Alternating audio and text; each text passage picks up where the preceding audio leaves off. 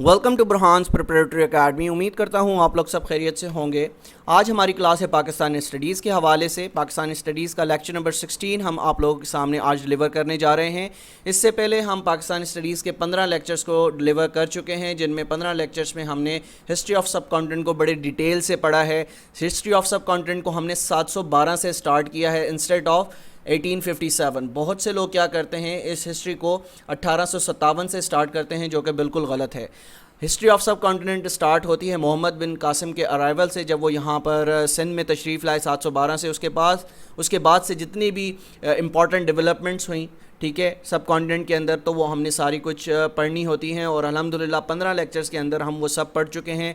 और इसी के साथ साथ जैसा कि आपको मालूम ही होगा कि हमारा एक पेड व्हाट्सएप ग्रुप भी चल रहा है, जिसकी मंथली फ़ीस जो है वो सिर्फ़ और सिर्फ 350 है। और 350 में आपको क्या क्या चीज़ें प्रोवाइड की जा रही हैं, 350 में आपको PDF नोट्स प्रोवाइड किए जा रहे हैं, जो कि डेली बेसिस पर हम यहाँ पर लेक्चर्स अपलोड करते हैं, उसके PDF नोट्स आपको मिल जाया करेंगे।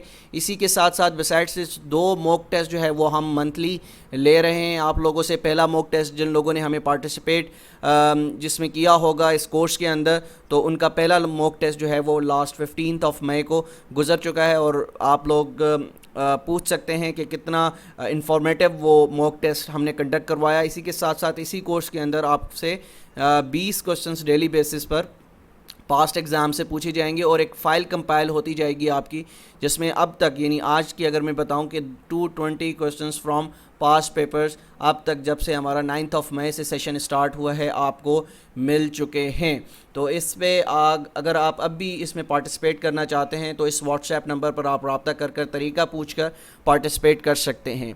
अब हम चलते हैं अपने टॉपिक की तरफ, जो कि है अराइवल ऑफ क्रिप्स मिशन 1942।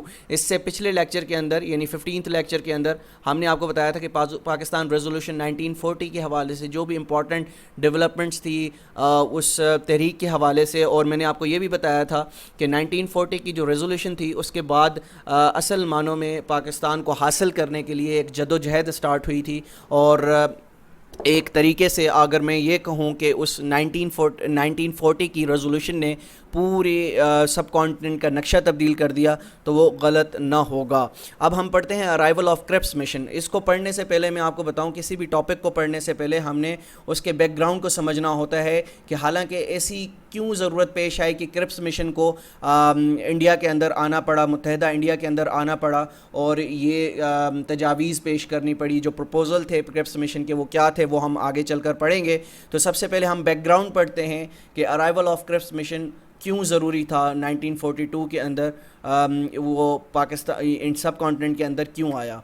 तो British were alarmed successive विक्ट्रीज़ of Japan during 1940s। अब 1940s में क्या हो रहा था, इंपॉर्टेंट वाक़या क्या हो रहा था, तो जैसा कि आपको पता है कि 1939 के अंदर वर्ल्ड वॉर 2 जो है वो स्टार्ट हो चुकी थी, जिसमें जो जापान का ब्लॉक था, जो कि जापान का ब्लॉक था, उसको जो है वो विक्ट्रीज़ जो है वो मिल रही थी। वो बड़ी ज़ोरो शोर से जो है कामयाबी हासिल कर रहे थे।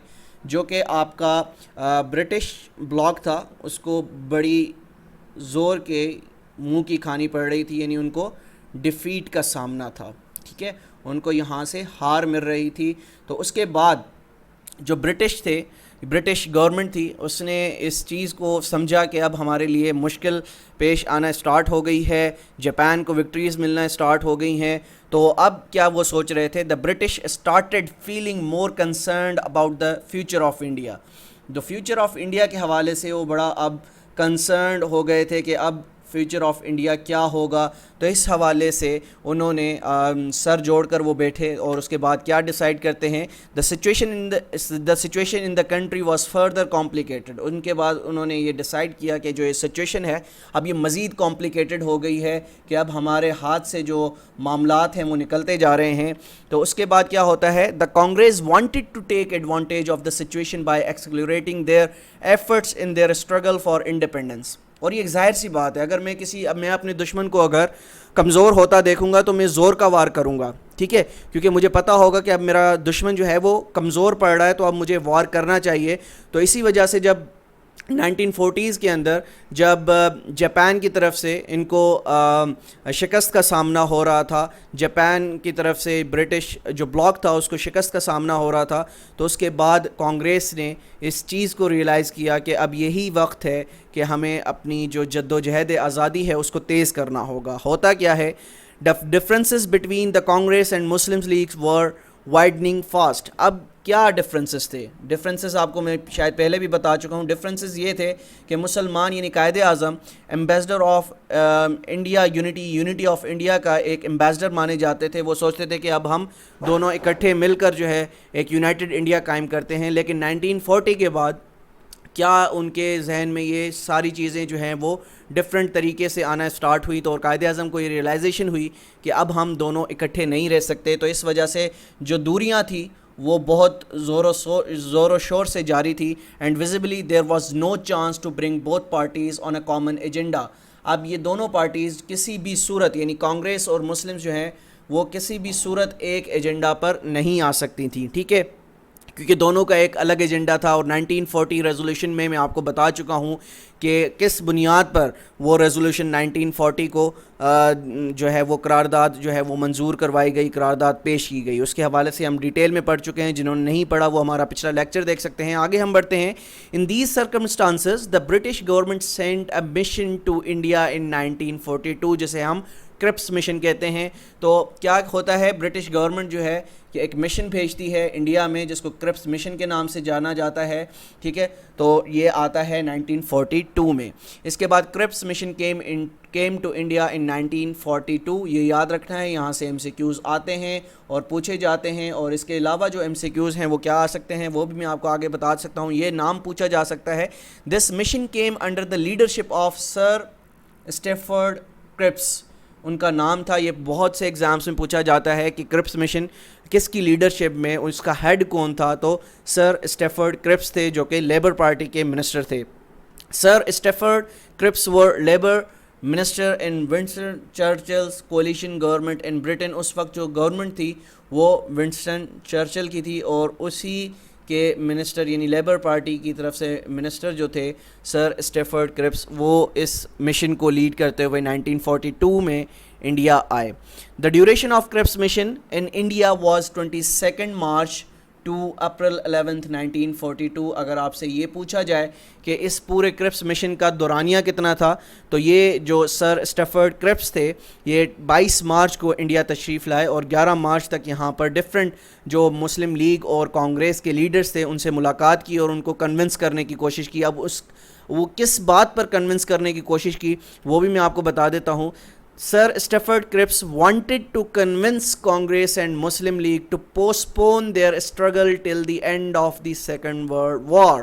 اب انہوں نے سر اسٹیفرڈ کرپس نے کانگریس اور مسلمز کو اس بات پر جو ہے وہ کنونس کرنے کی کوشش کی کہ وہ اپنی جد و جہد آزادی تب تک معطل کر دیں جب تک ورلڈ وار 2 جو ہے وہ ختم نہیں ہو جاتی۔ کیوں؟ کیونکہ ان کو آلریڈی جو ہے وہ دوسرے بلاک سے بڑی زور و شور کی جو ہے وہ شکست کا سامنا تھا، تو اس وجہ سے وہ اب دوسرا محاذ نہیں کھولنا چاہتے تھے۔ دوسرا محاذ آلریڈی کھل گیا تھا، کیونکہ جو کانگریس تھی اس نے اس بات کو ریئلائز کر لیا تھا کہ اب جو برٹش گورنمنٹ ہے وہ کمزور پڑ رہی ہے، تو یہی صحیح طریقہ ہے، یہی صحیح وقت ہے کہ اب ہم وار کر کے جو ہے ان سے آزادی حاصل کر سکتے ہیں۔ تو یہ کنونس کرنے کی کوشش کی سر اسٹیفرڈ کرپس نے، جو کہ کارآمد ثابت نہیں ہوئی۔ Sir Stafford Cripps mission members met with leading Indian politicians, جس میں جواہر لال نہرو بھی شامل تھے، جس میں قائد اعظم محمد علی جناح سے ملاقاتیں ہوئیں، ٹھیک ہے، تو لیڈنگ انڈین پولیٹیشنز سے ملاقات ہوئی اور ان کو اس بات پر لانے کی کوشش کی گئی کہ وہ اپنی جد و جہد آزادی تب تک روکتے ہیں جب تک سیکنڈ ورلڈ وار ختم نہیں ہو جاتی۔ اس کے بعد کیا ہوتا ہے، proposals of Cripps mission are as follows. ان پروپوزلز کو آپ دیکھ لیں، آپ کو ڈسکرپٹیو ٹیسٹ میں بھی یہ کام آئیں گے۔ جو ہمارا کورس ہے اس کی خاصہ یہ ہے، اس کورس کا خاصہ یہ ہے کہ آپ کو ان ڈسکرپٹیو ٹیسٹ جو کہ ایف آئی اے کا ہوگا اسکریننگ ٹیسٹ کے بعد انسپیکٹر اور اے ڈی کا، اس میں بھی آپ کو بہت زیادہ ہیلپ آؤٹ کریں گی یہ چیزیں۔ Setting up of an Indian dominion, اس کے بعد a constitutional assembly would be formed to frame a new constitution for the country. اس سے پہلے میں آپ کو پڑھا چکا ہوں کون سا کانسٹیٹیوشن 1935 میں آیا تھا، انڈین ایکٹ جو 1935 جو کہ ایک کانسٹیٹیوشن انٹروڈیوس کروایا گیا تھا وہ اس سے پہلے آیا تھا، جو کہ کانگریس اینڈ مسلم لیگ کو قابل قبول نہیں تھا. تو اس وجہ سے آگے ہم چلتے ہیں. جو تیسری پروپوزل تھی اس میں India's defence would be control by the British, یعنی انڈیا کو جو ڈیفنس ہے وہ برٹش لوگ یعنی برٹش گورنمنٹ جو ہے اس کو کنٹرول کرے گی until this new constitution came into force, جب تک یہ نیا کانسٹیٹیوشن جو ہے عمل میں نہیں آ جاتا.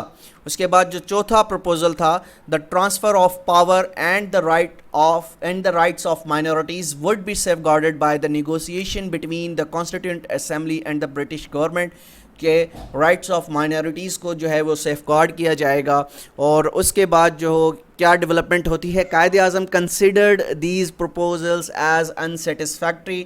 اب قائد اعظم کو یہ جو ایجنڈاز یعنی پروپوزلز دیے گئے تھے اس میں کوئی انٹرسٹ نہیں تھا. وہ سمجھتے تھے کہ یہ جو انہوں نے پروپوزلز دیے ہیں یہ بالکل جو ہے قابل قبول نہیں ہے اور سیٹسفیکٹری نہیں ہے.